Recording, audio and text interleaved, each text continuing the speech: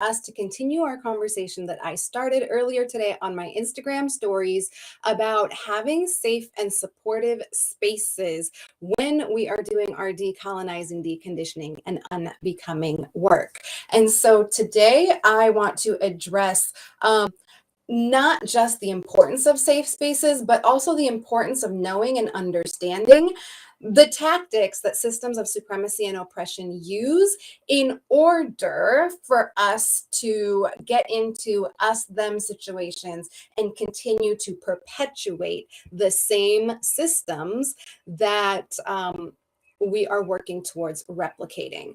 Shared with you today was inspired by a message I received from a dear friend and community member in response to.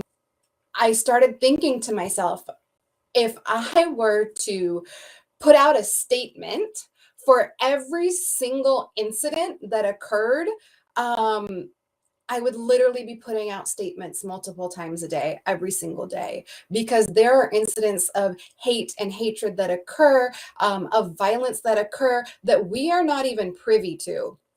That so many names that don't even get acknowledged and spoken, because that is how prevalent these acts of violence are.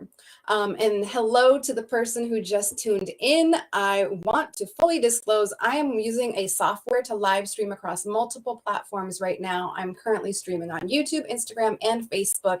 And unfortunately, I don't think comments appear in my live stream software. So if you have any questions or anything you want to add to the conversation, drop them in the chat and I will respond to them when I get back into that platform. And so coming back to, so I received a message and it really sparked this about how we really need safe spaces with people who are also doing the deconditioning, decolonizing, unlearning, and unbecoming work.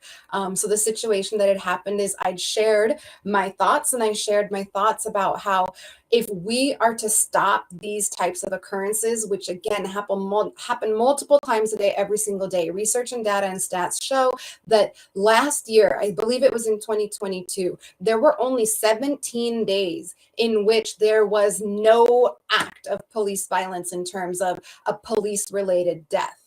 Okay, so when I talk about the fact that if I were to put out a statement with every incident that occurred, I would literally be putting out a statement multiple times a day, every single day of the week, or every single day of the year, because that is how prevalent it is.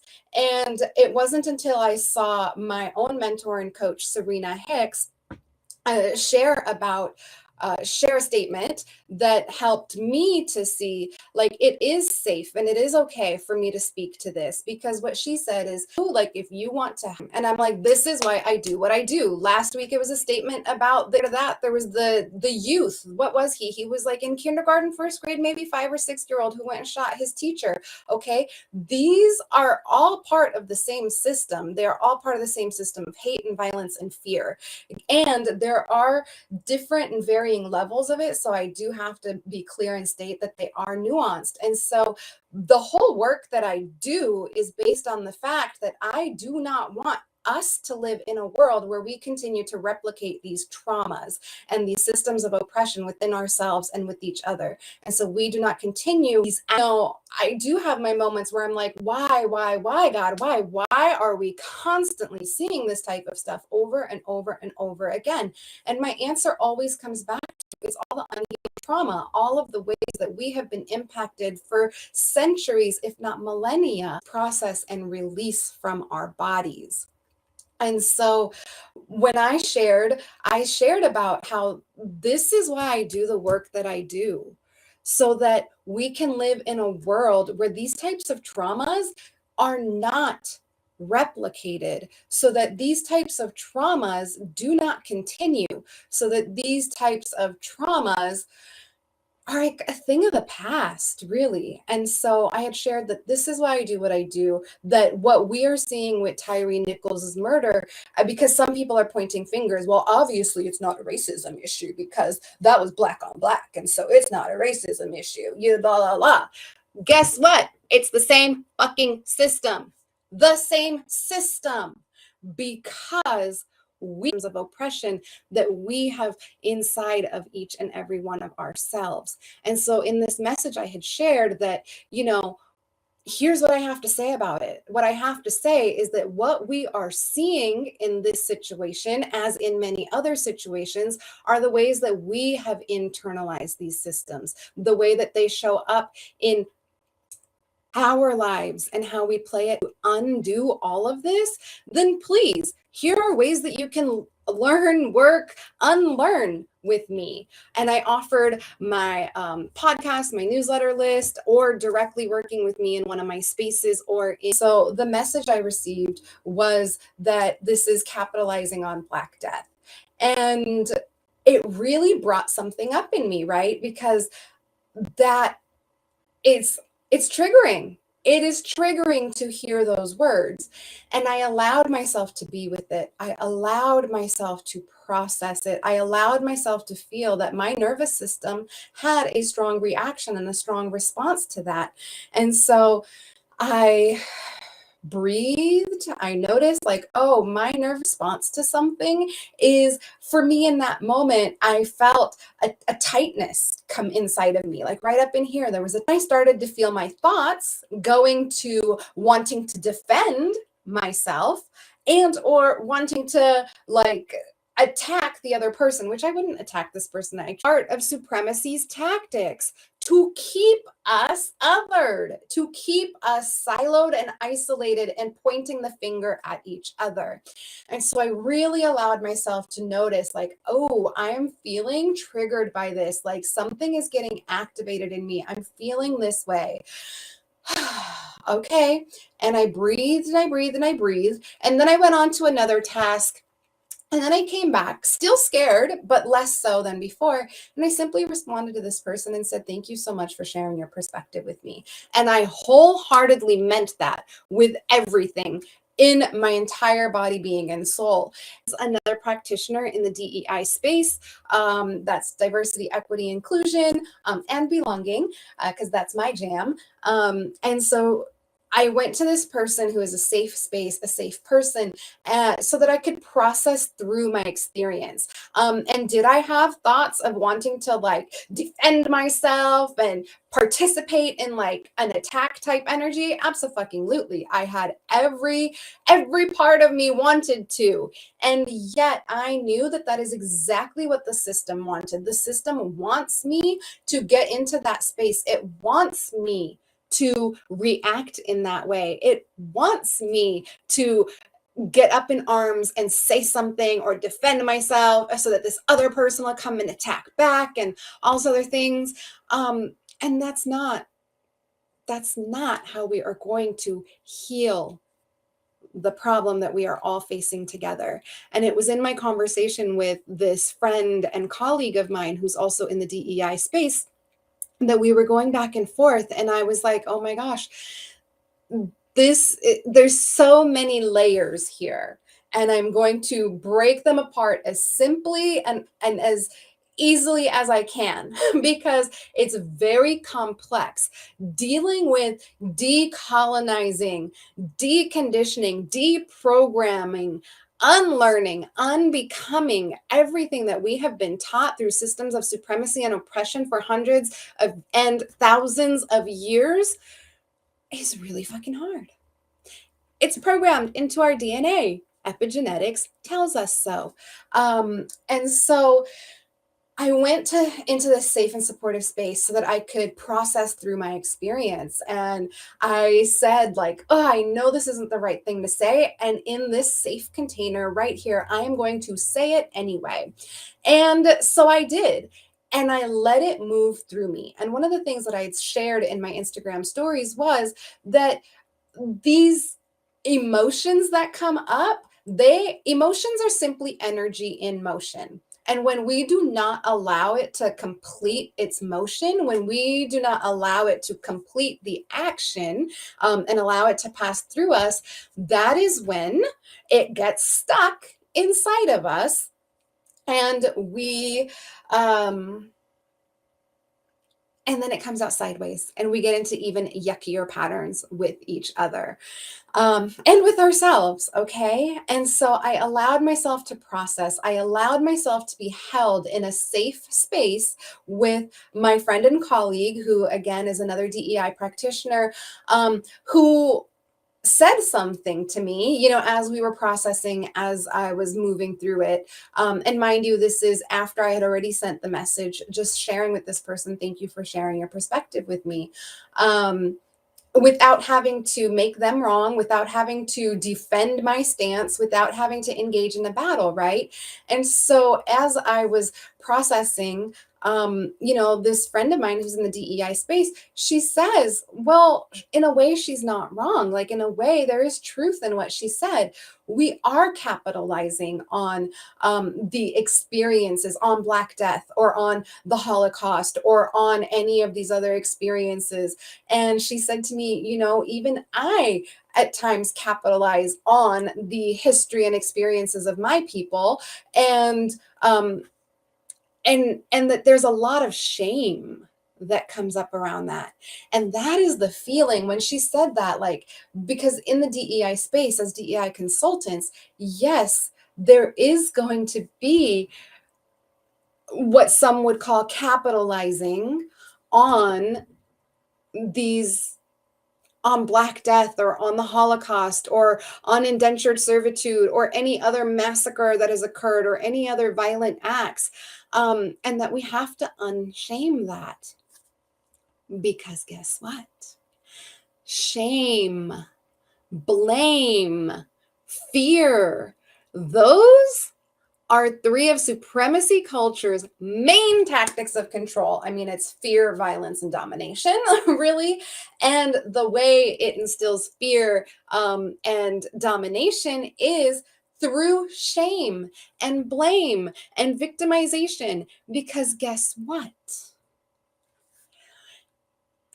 If I stay in shame, and if I do not speak up about what is happening, why it is happening, and how I can support you with this if you choose to work with me, that is me operating in supremacy culture's shame. Not speaking up, not speaking out. Of course, what happened is not okay. Of what we're seeing is the system working exactly the way it's supposed to. Of course, Black and brown bodied and Asian bodied individuals should not have to die for us to see these things, right? We shouldn't be having police violence and mass shootings almost every day of the year. Duh, those are no-brainers. Those are a given. We should not be having people die at the hands of fear and violence and hate and unchecked human emotions. No, that's not okay. And again, like I started with, if I were to send out a statement with every single, incident that occurred, and all of those unnamed incidences, all of those unnamed victims, I mean, all of a sudden I'm thinking of the elementary school from last year down in Texas, Uvalde, right? Like, why?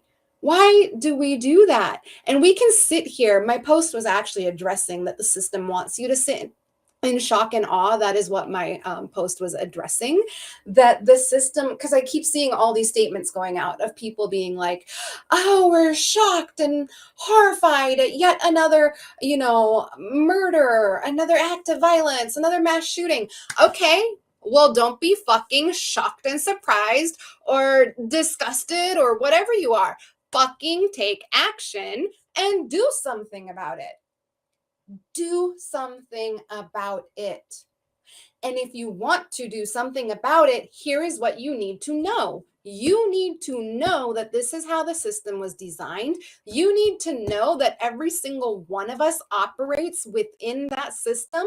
You need to know how that system operates within every single one of you and your own bodies, your own brains, your own minds, your own psyches. Because as long as you continue to say it's a problem out there, it will not get resolved. It will not change and will continue in the, oh, I'm so shocked. I'm so surprised. I'm so pained. I'm so whatever. Okay. Or you can fucking do the work. You can see that this is how the system is designed. You can see what you need to do in order to remove yourself as a pawn in that system, because the system wants you to be in shock and awe. The system wants you to feel disempowered. The system wants you to feel fear. The system wants you to feel disgust and move into a trauma response, a fear response. And in particular of that of immobilization, freeze, so that you don't say anything. And initially I didn't make a statement. I wasn't sure if I would or not. And hearing my my own business coach and mentor, Serena Hicks, speak about it, and it gave me the permission to speak about it. It gave me the permission to say, yeah, this is why I do what I do. And it's not because of this one incident. It's because I want us to live in a world that is free from this type of trauma. Of course, there might still be collisions, there might still be natural disasters, and those are traumas also. But I don't want us to live in a world where there is interpersonal violence leading to these relational traumas, leading to these types of traumas. That is what I want to eradicate. I want to eradicate a world in which these traumatic experiences that are 100,000% preventable occur. And that is why I do what I do. And as I was processing with my friend who's in the DEI space, I realized, I was like, oh, yeah, I could see how if someone's doing it as a performative act, like, oh, we stand against this, like all the statements that are coming out and more statements that you will see here in the next days and weeks to come, you will see that. And that you can tell when it's performative versus when it is someone's mission to make sure that these things don't happen. And that is why I do what I do. And I haven't yet publicly shared this ever, and I feel really called to share it right now. Even more than that, the reason I do what I do is because I do not want our children to experience the things that I experienced growing up. I do not want our children to experience the effects of what it looks like to grow up in generations of oppression, of people who have been oppressed, beaten, murdered, brutalized. I do not want our children to live in that world. I already lived it. I don't want our children to live it too. I don't have biological children of my own, and I'm thinking about the bigger, larger collective of children. I do not want them to experience this. I do not want them to experience the violence, the trauma, the abuse, the neglect. I don't want them to experience that. That is really why I do what I do. And as someone who just retired almost a 20-year profession as a social worker, psychotherapist, I'm still a social worker, don't get me wrong. And yeah, who just retired my psychotherapy identity and my psychotherapy career, I understand that the reason we experience these things is because our nervous systems are so traumatized. We have so much trauma that we carry in our bodies, so much trauma that we carry in our brains, so much trauma that we carry in our DNA, so much trauma that we carry that comes out and plays out as our behaviors. And those behaviors get played out like violence towards yourself, telling yourself you're ugly, you're stupid, you have nothing to say, telling yourself oh, you're not good enough as someone else, and so therefore you have no business speaking up and talking about this, that it's not your arena to say anything right here, right now. You're not qualified enough. You don't have enough letters after your name. You don't have enough whatever, right? That's how that violence, or you're not good enough, or you did that and it sucked and you failed and you're stupid, right? All of those things are the ways that we play this violence out within ourselves. And then there's the stuff that we play out in our relationships with the people around us. We judge them, we criticize them, we get into battles with them. And then there's how we do it on a larger societal level and how we do it to each other. And I don't know about you, but if we have a whole host of people walking around talking about, like, telling themselves and being violent towards themselves, of course they are going to be violent with other people around them. And then of course it is going to manifest in physical form as the events that we have seen lately.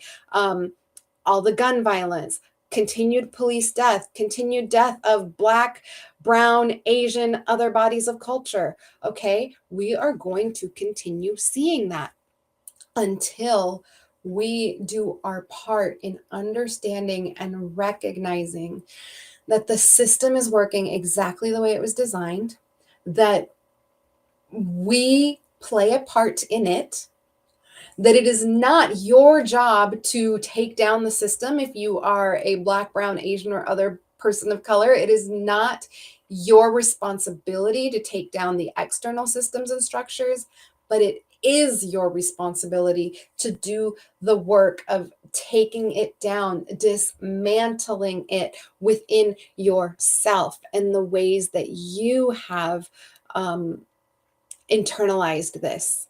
And it makes me think of my mentor, Milagros Phillips. She was on the Fierce Authenticity podcast, season 3, episode 1. And she talks about healing racism. Milagros Phillips is known as the race healer.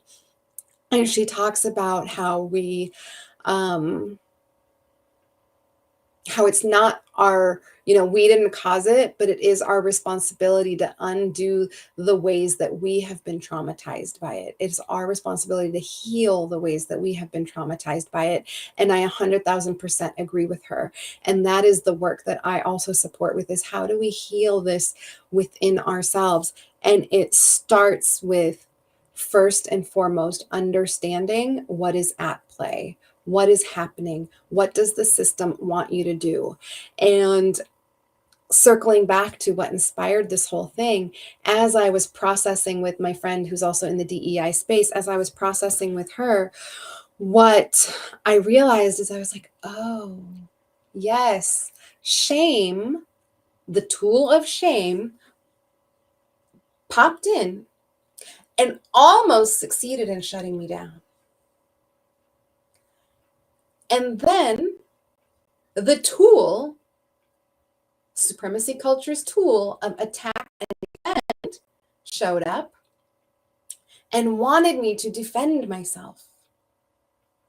And then after I calmed my nervous system through those deep breaths that I walked you through earlier with me, as I sat and noticed what was happening in my body, as I allowed myself to breathe through it, I was able to respond in a way that's loving and kind, that honored the other person's experience, that simply said, thank you for sharing your perspective with me. Period. The end. Without having to engage in a battle, without having to jump into, well, that person's bad and they said this and they said that and blah, blah, blah, all the things, right? And then it was my job to sit in the discomfort that I felt about the fact that the person on the receiving end might be feeling unhappy or uncomfortable. And it was my job to sit with my discomfort as I allowed the other person to sit with whatever was arising for them. And whatever is arising for them is none of my business.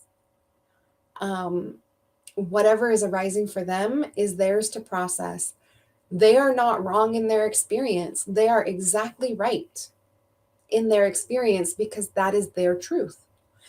And I don't have to jump into battle, because that's exactly what the system wants you to do. It wants you to jump into battle. It wants you to act on your activated nervous system, because here's the thing, remember, emotions are just energy in motion. And if we go into the space of fight, then we attack and defend. And now we have just moved and discharged that energy.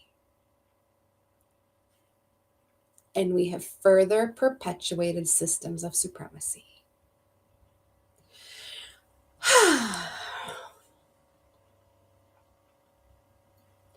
And that's not what we're here for, friend. That is not what we are here for at all. And so another important part of doing this work is to be in safe spaces and in safe communities where you can come and be witnessed, where you can allow the feeling to pass in a safe and supportive way. I had shared in my Instagram stories that I had a couple different options. While I was processing, I could have, gone to go process with someone who was going to fuel my feelings of discomfort, right? Like, who could jump into the fight energy with me and be like, yeah, that was messed up. And they said that, you should say this, right? And literally it's like punching back in that survival response of fight. And instead, I went to a safe, supportive person, another DEI professional in that safe, supportive space, just to be witnessed, to allow it to pass, to take ownership of the fact, like, I am feeling this way and it feels really fucking uncomfortable. And I am breathing through it and I am staying present with myself. And I need to say this one thing out loud about how I'm feeling. And I just need to be witnessed. It doesn't need to be engaged with. And then in response, hearing from this person, good job regulating your nervous system. Good job taking care of yourself. Good job breathing through this. Because, my friends, this is the work. Allowing these things to come up so they can be felt, processed, and moved out. They are not meant to stay festering within you or to be discharged and dispelled in the same way that the system wants it to be, with that fight energy, with that battle energy, with that attack, defend energy, with that shame energy, with that blame energy, with the you're wrong energy, and the you suck energy. That's not what we're here for. And that is why it is so important to be in communities with safe and supportive people who are undoing, unlearning, unbecoming, decolonizing, deconditioning, and doing the same work. Because they will not engage in the same tools that the system uses to continue keeping you oppressed. And one of the things my mentor and coach, Serena Hicks, teaches us is that it's really fucking rude. These are my words, not hers. But they're a paraphrase of her words. That it's really fucking rude to let people know, here is what's happening. Here is the problem. Here is why I do what I do. And then not tell them how you can help them with that. And so here is the point where I share with you how you can be in a safe and supportive environment and community as you are doing your decolonizing, deconditioning, unlearning, and unbecoming work.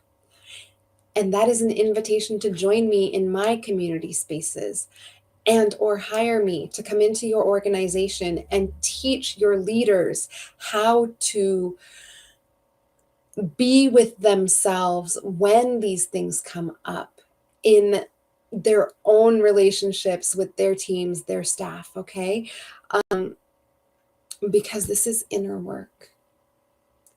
None of the outer work will take until you do the inner work. It reminds me of another podcast episode I have.